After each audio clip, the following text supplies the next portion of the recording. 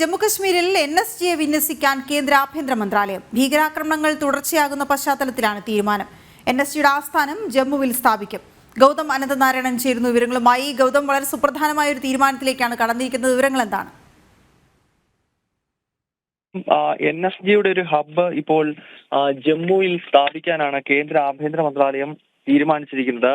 അടിക്കടി ഉണ്ടാകുന്ന ഭീകരാക്രമണങ്ങളുടെ പശ്ചാത്തലത്തിലാണ് ഈ തീരുമാനം. ജമ്മു കാശ്മീരിൽ നാഷണൽ കോൺഫറൻസിന്റെ സർക്കാർ, ഒമർ അബ്ദുള്ള സർക്കാർ ഭരണത്തിലേറിയതിനു ശേഷം വ്യാപകമായ ഭീകരാക്രമണം അത് കശ്മീർ വാലിയിൽ മാത്രമല്ല ഹിന്ദു ഭൂരിപക്ഷമായ ജമ്മു മേഖലയിലേക്കും ഇപ്പോൾ ഭീകരാക്രമണങ്ങൾ നടക്കുന്നുണ്ട്.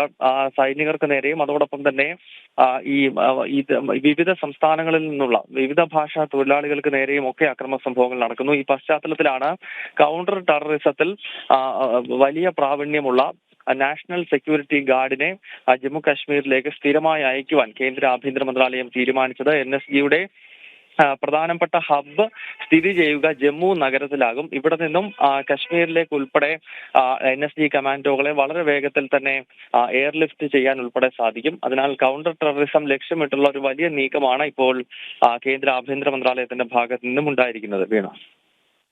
ഓക്കെ, ശരി ഗൗതം.